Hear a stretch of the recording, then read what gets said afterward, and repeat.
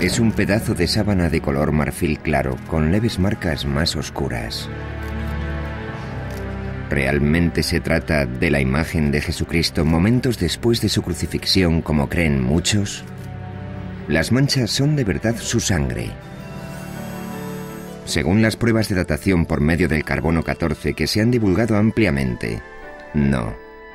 De hecho, afirman que el lienzo de unos 14 pies, algo más de 4 metros de longitud, es una astuta falsificación medieval. Sin embargo, informaciones recientes han suscitado serias dudas sobre la precisión de la datación con el método del carbono.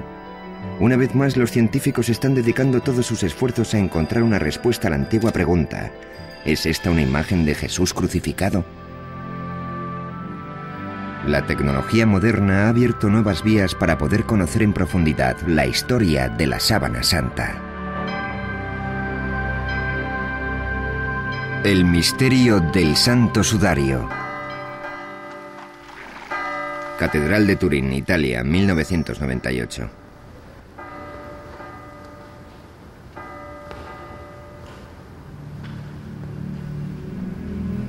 Desde el año 1400, la sábana santa o santa síndone ha salido de su caja de plata en numerosas ocasiones.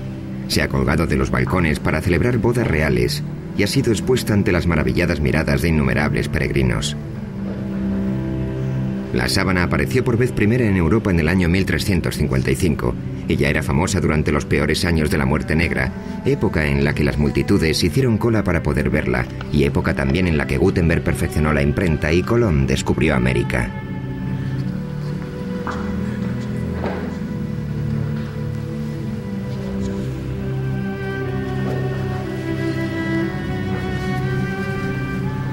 En aquel momento escaseaban las herramientas científicas y las falsificaciones estaban a la orden del día, por lo que resultaba imposible resolver la cuestión de la autenticidad del lienzo.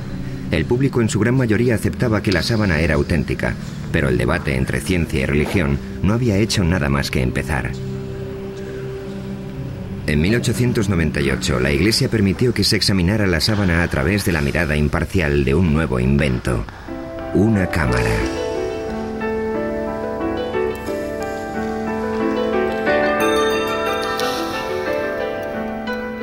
Nadie podía imaginar que las fotografías que Secondo Pia tomó aquel día cambiarían para siempre la opinión de la gente sobre la Santa Síndone.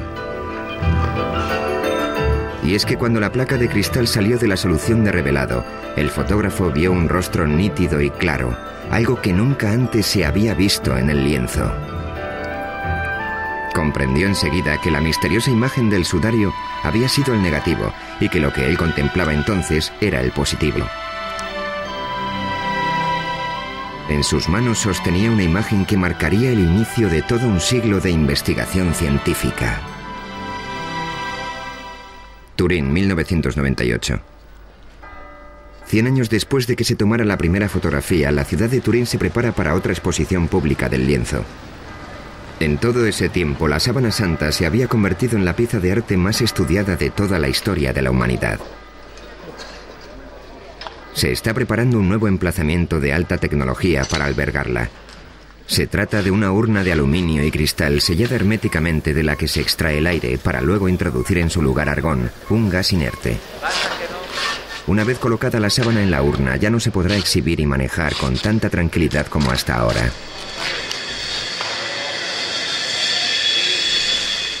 Toda esta actividad puede resultar sorprendente si consideramos que las pruebas efectuadas con el método del carbono son correctas y la sábana, por tanto, no es más que una falsificación. ¿Es solo fe ciega o realmente existen motivos para dudar de los descubrimientos científicos? El lienzo vuelve a estar en el centro de la polémica. Existe una entrada lateral sin señalizar y los guardias garantizan el acceso restringido a la sala.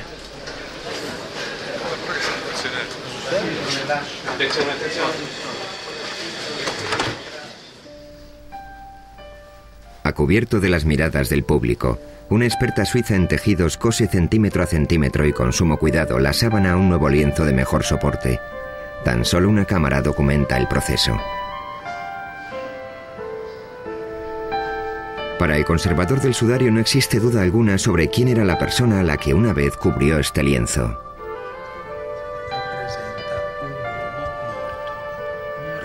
Esta imagen representa a un hombre que murió a causa de la tortura de la crucifixión. En la sábana de Turín hay 3 tipos de marcas. Las más evidentes son quemaduras de un fuego que casi destruyó el lienzo en la Edad Media. Después está la imagen anatómicamente correcta de un hombre visto de frente y de espaldas. Y en tercer lugar, lo que parecen ser manchas de sangre. Las manchas de sangre coinciden con las descripciones bíblicas de la tortura y la crucifixión de Jesús, de las heridas ocasionadas por los golpes, la corona de espinas y la lanza. ¿Pero es realmente sangre la sangre? ¿Y cómo llegó la imagen a la sábana?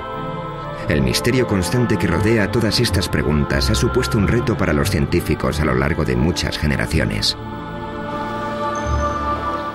Los estudiantes de esta universidad en Glendale, California, disponen de un enfoque especial del debate que está teniendo lugar sobre la sábana santa. Su profesor, Angelo Montante, utiliza el lienzo como herramienta de enseñanza. Es uno de los objetos de cultura más sorprendentes que podemos encontrar en la historia de la civilización occidental. De él se pueden extraer numerosas pistas que nos ofrecerán una perspectiva del pasado. La Biblia no da detalles sobre la crucifixión de Jesús de Nazaret, pero permitidme llamar vuestra atención sobre esta mancha de aquí, que indica que hubo derramamiento de sangre. Si las pinturas clásicas fueran correctas, los clavos le atravesaron la palma, pero no fue así. Se los colocaron en las muñecas, y hay una razón para ello. Sabemos que esto se debe a que, según las investigaciones de un médico francés, hace años un médico francés que experimentaba con cadáveres consiguió determinar que la palma no puede sostener el peso de un ser humano. El clavo, por tanto, tenía que estar situado en la región metacarpiana de la muñeca. Y hay otro dato importante a este respecto. Si a una persona le clavas un objeto punzante en esta zona, el nervio medio queda presionado y cuando esto sucede, el pulgar se retrae. Si os fijáis, en esta figura no se aprecian por ningún lado los pulgares. Esto es algo muy preciso. ¿Cómo es posible que un falsificador lo supiera?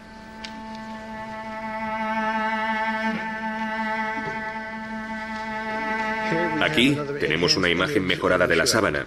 Esta materia más oscura representa la sangre. Aquí vemos más sangre en los brazos y también se aprecia que todo el torso sangra.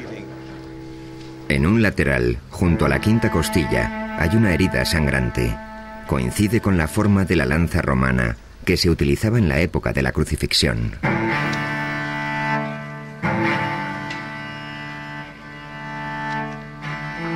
En la sábana hay mucha sangre. Tanta que no puedes evitar asombrarte de la crueldad de los romanos. Que tanto dolor le causaron a este hombre. La crueldad que refleja la sábana supera con creces la mayoría de las versiones artísticas de la Pasión de Cristo. ¿Por qué un falsificador habría representado más de lo que la gente esperaba ver? Las vetas de sangre no muy grandes que aparecían en la espalda y las piernas del hombre del lienzo desconcertaron a los investigadores durante años, hasta que se dieron cuenta de que coincidían exactamente con la peculiar forma del látigo del siglo I, el flagrum. Lo que tengo en la mano es una réplica de un instrumento de tortura romano llamado flagrum. Al final de cada correa podéis ver unas pesitas. Observar que entre las dos existe un espacio.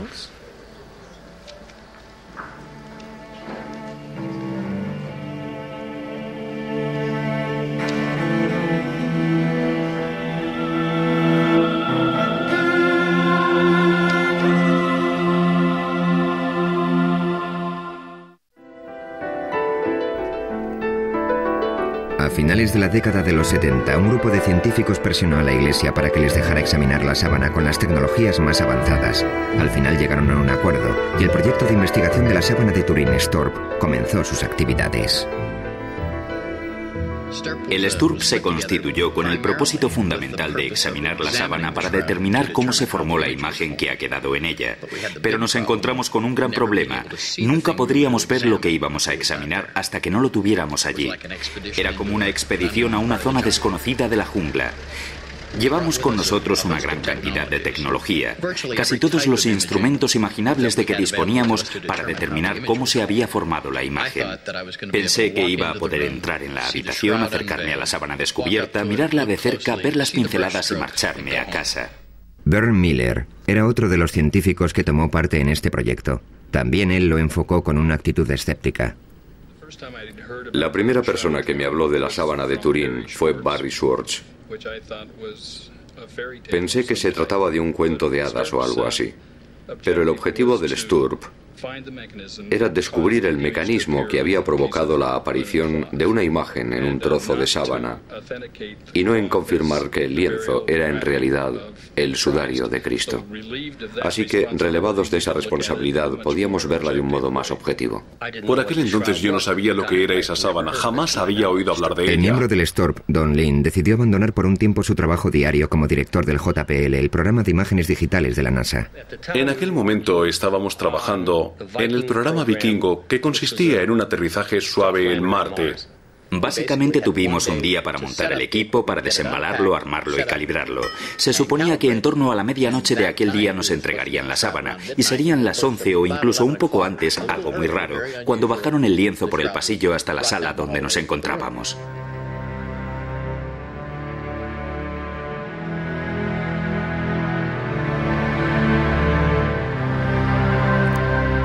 Uno de los primeros experimentos que se llevaron a cabo con la sábana consistía en separar la tela del lienzo de refuerzo por una pequeña zona de aproximadamente unos 7,5 centímetros. Eso nos permitió ver la parte de atrás de la sábana, la parte inferior del Santo Sudario de Turín, por primera vez en 400 años. Esta imagen corresponde al momento exacto en el que dieron la primera ojeada a la parte inferior de la sábana.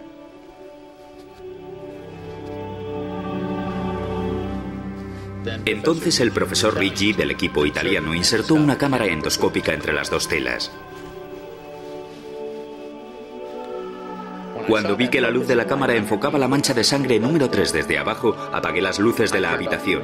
Entonces el profesor encendió la cámara y por primera vez comprobamos que las manchas de sangre habían empapado el lienzo de refuerzo como lo hubiera hecho la sangre de verdad, pero la imagen no se traspasó. De inmediato se dieron cuenta de que habían realizado un descubrimiento muy significativo. Al contemplar de frente el sudario, tanto la imagen como la sangre se mostraban con gran nitidez. Cuando la luz se colocaba detrás de la sábana, la sangre seguía siendo visible, sin embargo, la imagen no. Eso era algo que no sabíamos hasta aquel momento y significaba que la imagen no podía estar pintada, pues si no, en el lienzo habría una cierta densidad de pintura que quedaría reflejada en una fotografía de luz transmitida.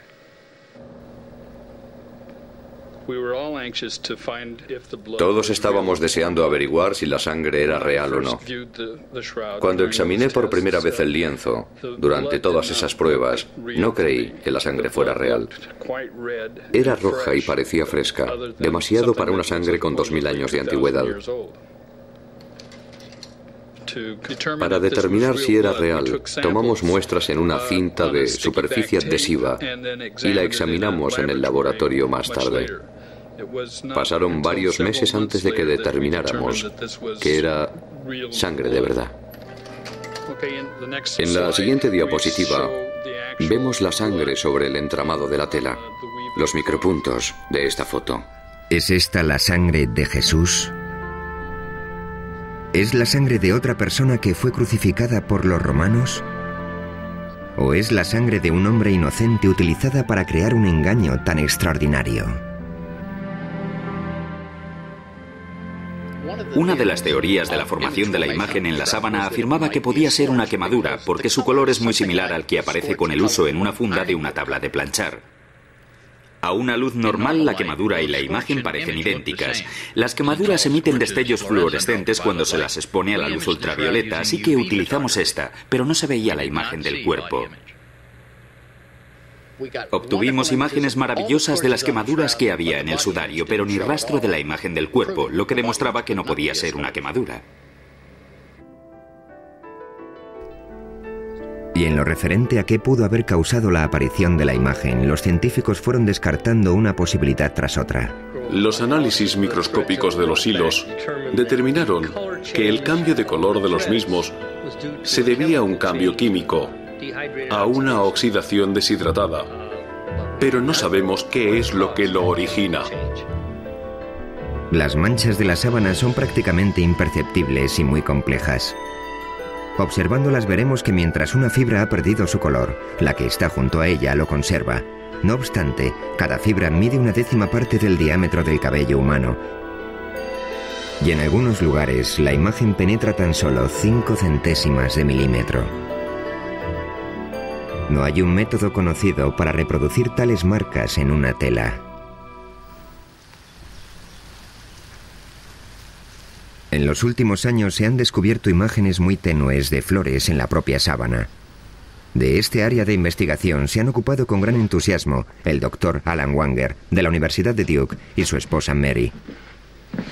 Wanger desarrolló la hipótesis de que ciertas imágenes del cuerpo plasmadas en el lienzo eran impresiones de flores. Esta idea se le ocurrió a partir del trabajo del físico alemán Oswald Scheuermann. Él reparó en ese detalle, pero al principio yo no me di cuenta de qué me hablaba. Sin embargo, un poco más tarde me fijé en la imagen de una flor que se parecía mucho a un crisantemo.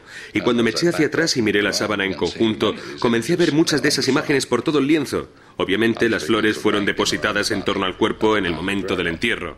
Se desconoce el propósito de las flores. Quizás se pretendiera que actuaran como aromatizantes, ya que el cuerpo se enterró con mucha precipitación, o puede que con ellas solo se pretendiera honrar al difunto. Y tras estudiar con mucha minuciosidad la sábana, creemos haber identificado en ella 28 de estas flores. Wanger estudió los detalles del lienzo y los comparó con fotografías de plantas vivas que se asemejaban a las de la sábana.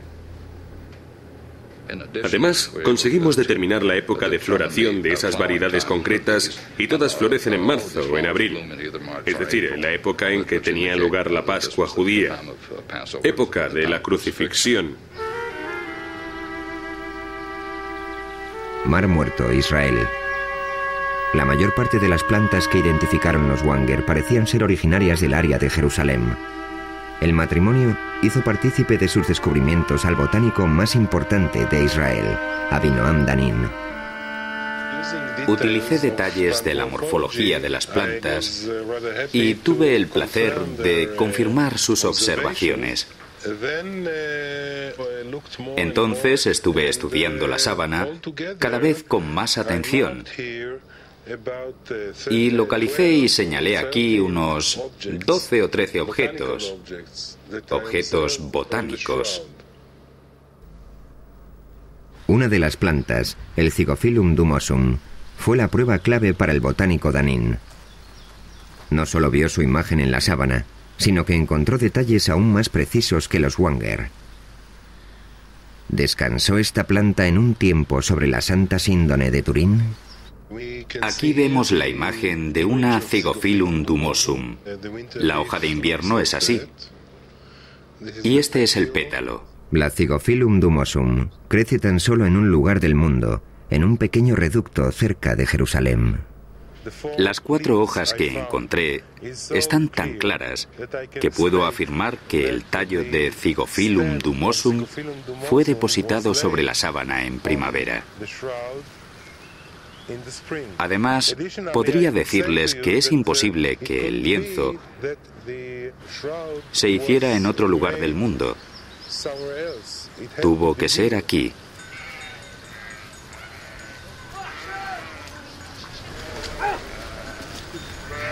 Y si había flores en torno al cuerpo, también tendría que haber polen. El polen puede durar miles de años y a través del microscopio se pueden diferenciar y distinguir todas las variedades. Eran pistas demasiado pequeñas para el ojo humano que esperaban la llegada del detective apropiado. En 1973, el criminólogo suizo Max Frey obtuvo una autorización para tomar muestras del polen del tejido de la sábana santa y las conservó en portaobjetos de cristal.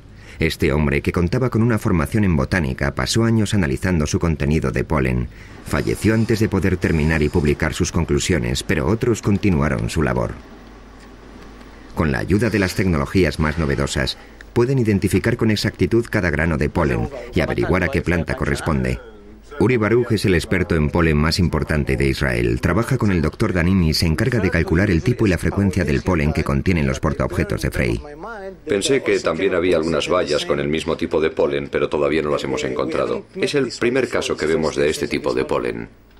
El objetivo es determinar exactamente qué plantas rodeaban el cuerpo y cuáles eran las especies predominantes.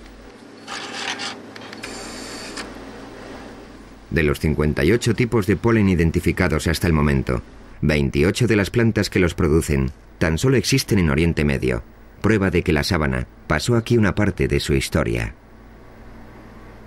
Muchas de ellas todavía siguen formando parte de las vidas de los habitantes de la región, como por ejemplo la Fagonia mollis. Los bizantinos establecidos al sur del Sinaí utilizan las hojas de la Fagonia mollis para sanar heridas superficiales. Toman los tallos y las hojas verdes, los queman y usan la ceniza para colocarla sobre las heridas.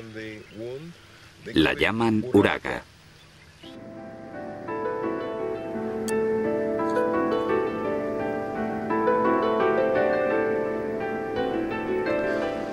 Aquí tenemos otra gundelia. En las placas normalmente hay una gran densidad de polen procedente de una planta llamada Gundelia tournefoti. Esta muestra en particular procede de una zona junto a la cabeza del hombre del lienzo. Puedes ver las espinas, ¿de acuerdo? Aquí hay una, aquí hay una, aquí hay una. La planta que dejó tanto polen en esta zona del lienzo se podría reconocer por su flor, pero es más conocida por otra cosa.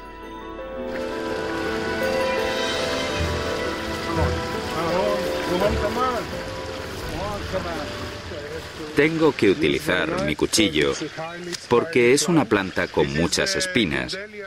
Aquí tenemos una Gundelia tournefoti. Es el cardo con la mayor frecuencia de granos de polen en la Santa Síndone de Turín.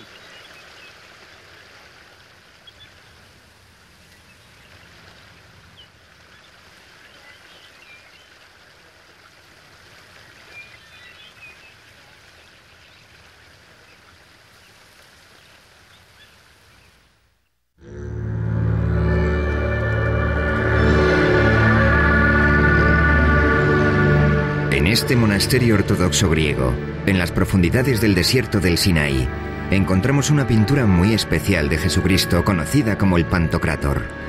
Muchos investigadores están convencidos de que se pintó tomando como referencia la sábana santa. El retrato data del siglo VI.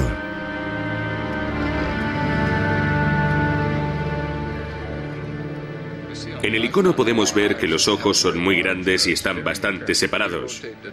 Cuando lo comparamos con la sábana, vemos que los ojos del hombre del sudario están separados y ligeramente descentrados. Si observamos... El Dr. Banger ha perfeccionado una técnica de luz polarizada para comparar las imágenes de la sábana con otras imágenes como el Pantocrátor. Si giro el filtro mientras miro estas imágenes en la pantalla, una se difuminará en la otra. Hacemos esto para comprobar la exactitud de las comparaciones. En el icono observamos lo que parece ser una lágrima que corre por la mejilla en este punto. Si rotamos la sábana descubrimos que en realidad hay una mancha, posiblemente de sangre, en el mismo lugar. Si bajamos hasta la punta de la nariz en el icono y luego pasamos a la sábana, comprobaremos que la configuración de la nariz es prácticamente exacta. En cuanto a los labios del icono, se aprecia que están agrietados. Y si contemplamos los detalles de la sábana, comprobaremos que todas esas marcas son prácticamente visibles.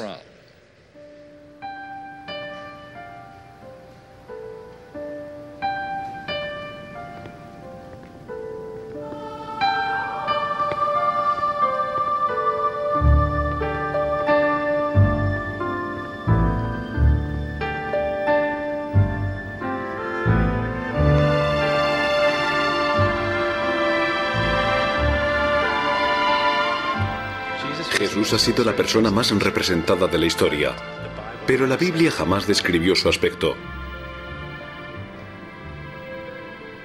¿Cómo sabemos cómo era? ¿Cómo sabemos que llevaba barba y que tenía el pelo largo? ¿De dónde sacaron los artistas su iconografía?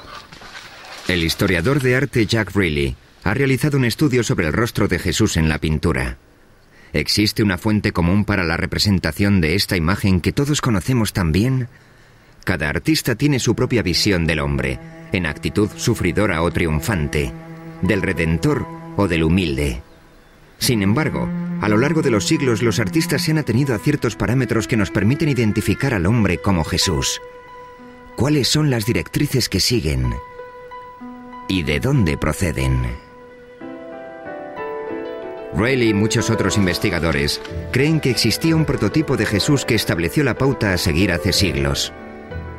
La búsqueda de ese prototipo ha llevado a los investigadores a remontarse a los primeros siglos que siguieron a la muerte de Jesús. ¿Cómo llegaría un artista de esta imagen a esta otra? Aquí tenemos barba, en esa no. Aquí el cabello le cae sobre los hombros y lleva la raya en medio. Ahí no. Este Jesús parece un dios romano. Tiene un aspecto juvenil. No tiene las mismas características. La pregunta es, ¿qué falta? En la década de los 30, el investigador francés Paul Vignon observó ciertas marcas en las pinturas que se habían hecho de Jesucristo a lo largo de muchos años. Estos rasgos llegaron a conocerse como las marcas de Vignon. Ahora veremos algunas. En primer lugar, observen esta línea transversal que cruza la frente de Cristo. Y fíjense en esto, una especie de cuadrado con 3 lados marcados en el caballete de la nariz. Justo debajo hay otro triángulo, en la nariz que es alargada, rasgo muy indicativo de numerosas representaciones de Cristo de aquel periodo. Los especialistas han identificado los ojos, que se asemejan a los de un búho, la nariz alargada y el resto de las marcas de Vignon en la sábana. ¿Acaso la Santa Síndone fue el modelo original de las representaciones posteriores? Aquí tenemos varias reproducciones de algunas pinturas de los siglos XI y XII en las que se aprecian estas marcas geométricas. En primer lugar, justo aquí, en la nariz, se puede ver ese extraño cuadrado geométrico de 3 lados en forma de U. Luego tenemos los ojos, semejantes a los de un búho. También la nariz alargada es una característica. Observen los 2 mechones de cabello que caen sobre la frente. Aparecen en las 4 imágenes. Y no un solo mechón, siempre 2. La coincidencia de todas estas marcas, de todos estos puntos, me lleva a creer que algo influyó en estos artistas.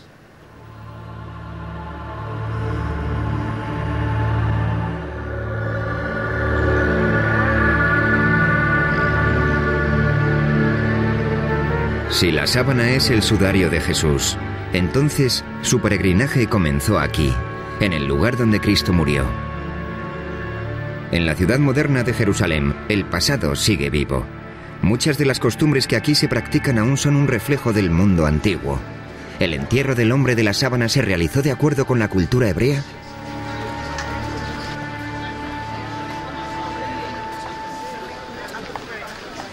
Rabbi Misha Halpern nació en los Estados Unidos y lleva muchos años viviendo en Israel. Está especializado en la vida judía durante el siglo I. Esta es la Vía Dolorosa. Mide algo más de 1,5 kilómetros de longitud. Según la tradición, es el lugar desde el que partió Jesús hacia su crucifixión. De todo el mundo han venido y siguen viniendo peregrinos para recorrer el mismo trayecto que Cristo. 20 shekels el libro. ¿Alguien quiere algo? $4. En aquella época, Jerusalén era una ciudad judía y como tal, Jesús debió ser enterrado en el contexto de la ley hebrea. Los estudiosos de la sábana creen que el entierro de Jesús, aunque precipitado, se realizó como manda la tradición judía. La Biblia judía establece que hay que recordar el día del sábado para que sea sagrado. El viernes por la tarde la gente corre de acá para allá apresuradamente para terminar sus tareas antes de que comience el sábado. Y lo mismo ocurría hace 2000 años. A Jesús lo bajaron de la cruz un viernes para sepultarlo a toda prisa antes del sábado. Porque en sábado no se puede hacer nada. No se puede trabajar, solo se descansa. ¿Existe algún dato que certifique la existencia del sudario en los años que siguieron a la muerte de Jesús?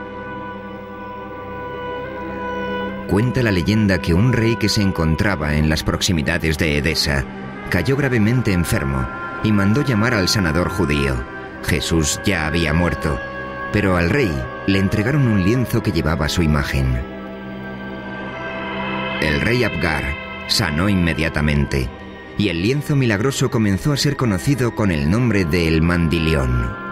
Así fue como en todo Oriente Medio se veneró el mandilión como la imagen de Cristo, y la ciudad de Edesa se convirtió en un centro para la cristiandad.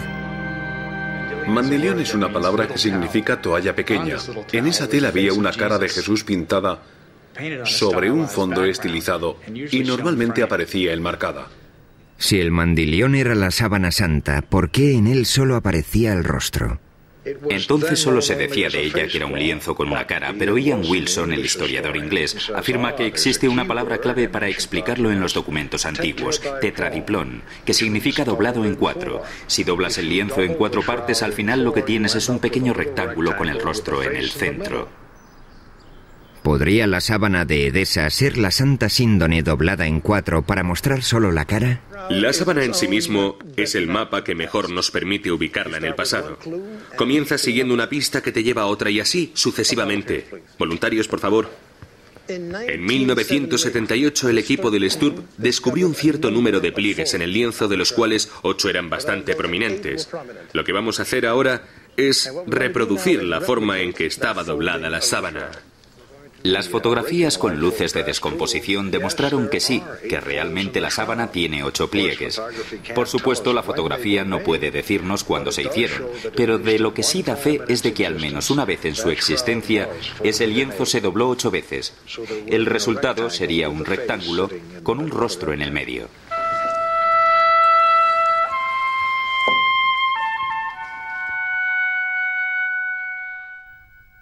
En el año 944, el mandilión fue trasladado a Constantinopla, donde con cierta periodicidad se exponía para que el público pudiera verlo. Allí mismo, en el año 1203, un caballero francés de la Cuarta Cruzada dijo haber visto la imagen del cuerpo de Cristo en un lienzo. Un año después, los cruzados saquearon la ciudad y se llevaron el botín a Europa. En este punto finaliza de forma radical el rastro del mandilión y comienza la historia de la sábana santa.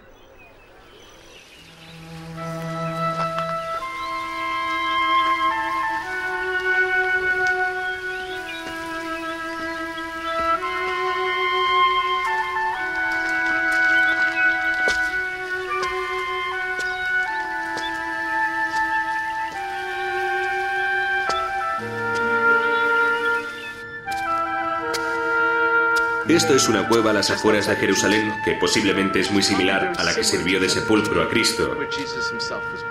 En aquella época estaría cerrada con una roca de gran tamaño, casi con toda seguridad muy lisa debido a la erosión. Así es como la Biblia cristiana describe la sepultura de Jesús. Cuando el equipo del Sturb examinó la parte posterior de la sábana, descubrió que resultaba imposible identificar varios granos de polen, porque estaban recubiertos con un mineral que posteriormente se analizaría y clasificaría.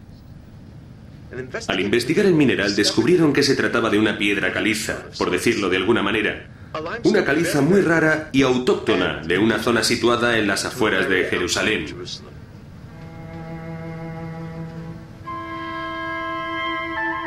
La Santa Síndone está cubierta de sangre, así que deberíamos preguntarnos ¿por qué no lavaron el cuerpo de Jesús como exige el entierro tradicional de la ley judía?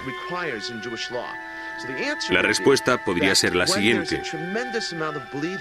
Cuando un cuerpo sangra mucho, no se purifica con agua por temor a eliminar toda la sangre. Esa sangre tiene que purificarse con el cuerpo. Incluso hoy en día, cuando en las noticias informan de una acción terrorista en Israel, por ejemplo, inmediatamente acuden al lugar los rabinos y la gente reza y recogen la sangre de las víctimas que está en el suelo para poder enterrarlas adecuadamente. Según la Biblia cristiana, en la tumba se encontraron 2 lienzos, el sudario y otra sábana. Se creía que la segunda había cubierto el rostro de Jesús justo después de que lo bajaran de la cruz. Simón Pedro vio la sábana en el suelo y también el sudario con que le habían cubierto la cara. No estaba en el suelo con el resto de la sábana, sino doblado en un lugar aparte. Este lienzo, que recibe el nombre de sudarium, se puede encontrar hoy en día en Oviedo, ciudad situada al norte de España. Jorge Rodríguez es miembro del Centro de Estudio Español de la Sábana Santa. Y Mark Gussin ha escrito hace poco un libro sobre el sudarium y su relación con la Santa Síndone.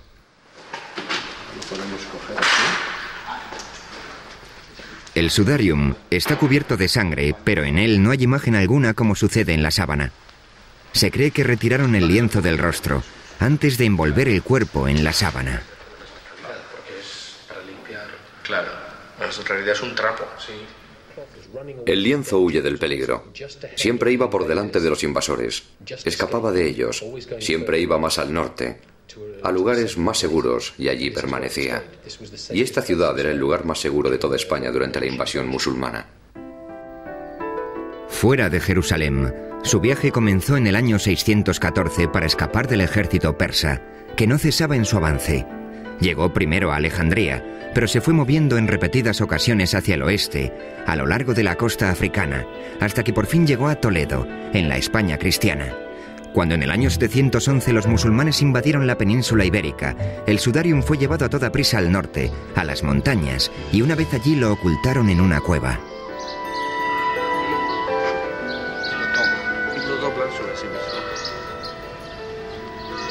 Con ayuda de una réplica, los investigadores muestran cómo se colocó la sábana alrededor del rostro, de forma que absorbiera la sangre y otros fluidos de acuerdo con la costumbre hebrea, siempre respetando el precepto de cubrir el rostro de una víctima de la violencia y de mantenerlo tapado para que la sangre no se separara del cuerpo. Esto supone que ha estado cogido así, al pelo. Estas manchas son especialmente interesantes porque coinciden exactamente con las que se encontraron en la parte de la sábana que reproduce la espalda del cuerpo, en el dorso. Son las manchas de la sangre que emanó de las heridas producidas por la corona de espinas y que quedó en el pelo. Y aquí son las mismas exactamente. Recientemente el doctor Alan Banger ha efectuado un análisis con la ayuda de un vídeo casero que revela las notables similitudes entre el sudarium y la sábana santa. Es el rostro de la sábana superpuesto al del sudarium. De las manchas de sangre, esta es la que aparece más marcada, y una de las que más fácil resulta localizar es esta de aquí. Si bajamos a la zona de la nariz, vemos que existen coincidencias aquí abajo, y si nos movemos hacia la zona del pelo, aquí, también vemos que las manchas de sangre coinciden. La sangre hallada en el lienzo de Oviedo era del tipo AB, idéntica a la que se encontró en la sábana. Sabemos a ciencia cierta que el sudarium lleva en España desde el siglo VII. Este hecho contradice los resultados de las pruebas de datación con el método del carbono 14 que establecen su origen hace 600 años. El libro de testamentos que se encuentra aquí en la catedral remonta los orígenes del sudarium a épocas aún más antiguas, y nosotros creemos que realmente data del siglo I y que fue uno de los sudarios que se utilizaron para cubrir el cuerpo de Cristo en el sepulcro o justo antes de introducirlo en él.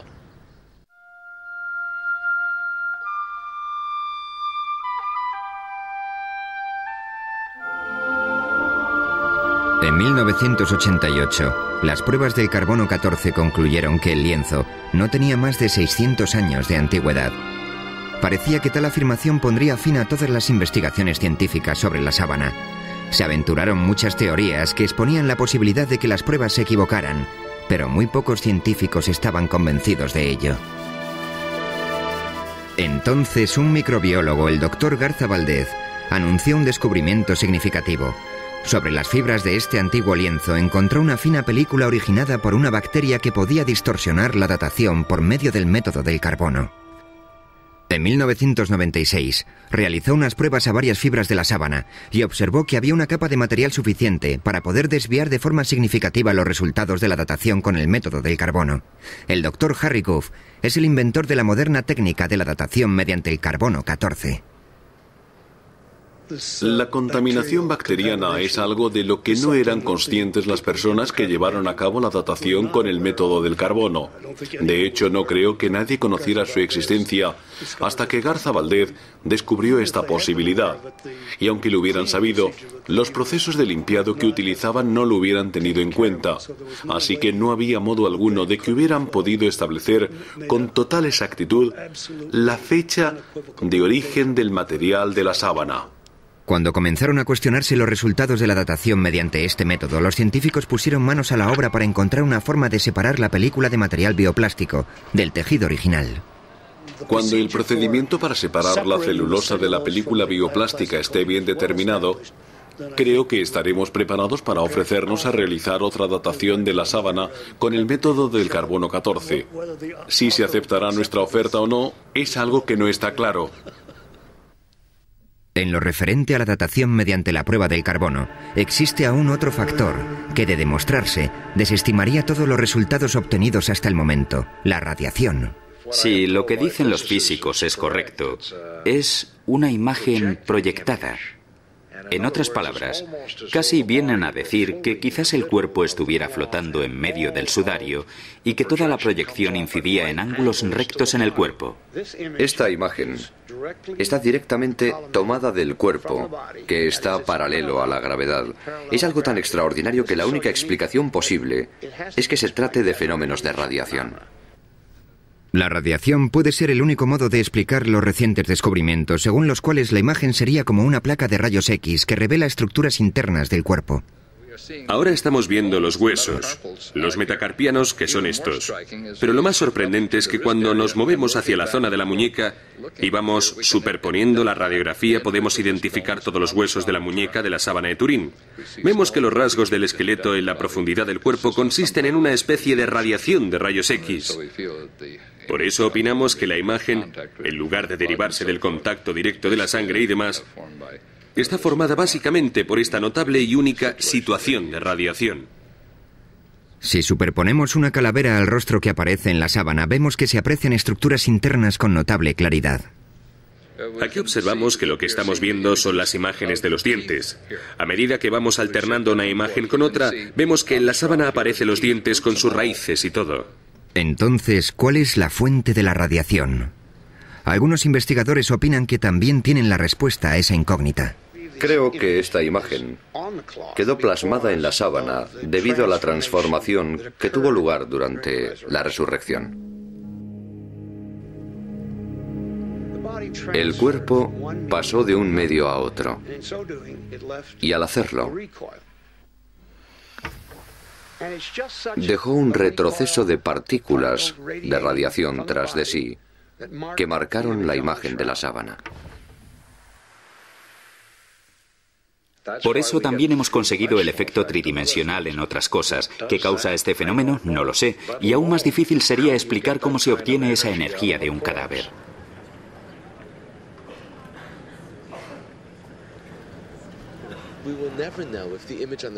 Nunca sabremos si la imagen que se ve en la sábana santa era la de Jesús.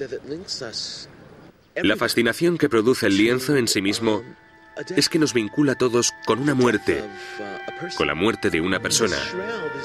Esta sábana simboliza los grandes temas que representa la vida tras la muerte. ¿Hay un mundo después de la muerte? ¿Cuál es el significado de la sábana? No creo que sea esencial para la fe de nadie, pero en el mismo capítulo 20 del Evangelio de Juan, en el que se narra el descubrimiento del sudario en la tumba vacía, también podemos leer las dudas de Tomás. Creo que en el siglo XX sigue habiendo mucha gente cuyos certificados de nacimiento espiritual son de Missouri, es decir, que tienen que ver para creer.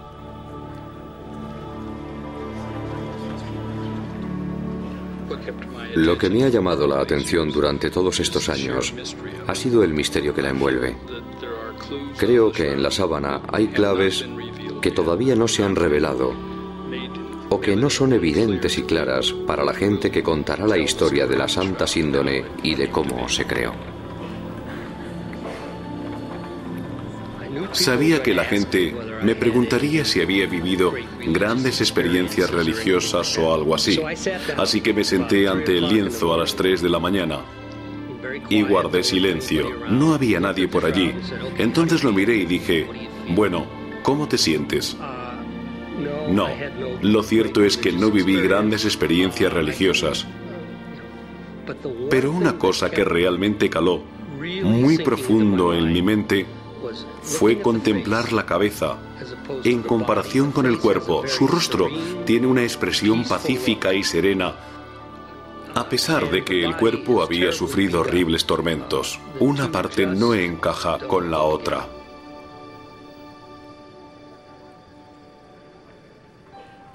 Nuestro equipo pasó cientos de miles de horas estudiándola y después de todo ese tiempo, al recordar que nuestro principal objetivo era determinar cómo se formó la imagen, hubimos de reconocer que no teníamos nada. No podíamos responder a esa pregunta. En definitiva, podíamos decir lo que no era, pero no podíamos decir lo que era.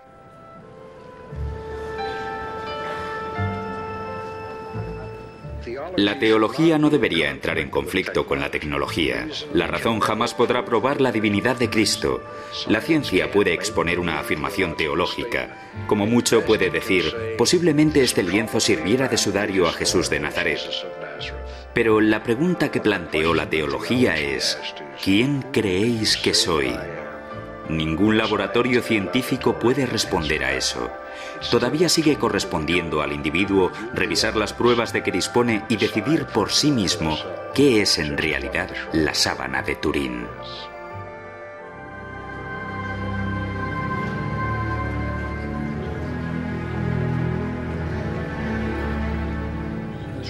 La sábana santa de Turín ha causado en mi vida una impresión más profunda que cualquier otra cosa. Durante más de 20 años absorbió por completo mi atención. Hoy por hoy aún no he terminado con ella y espero que siga siendo el centro de mis esfuerzos durante el resto de mi vida.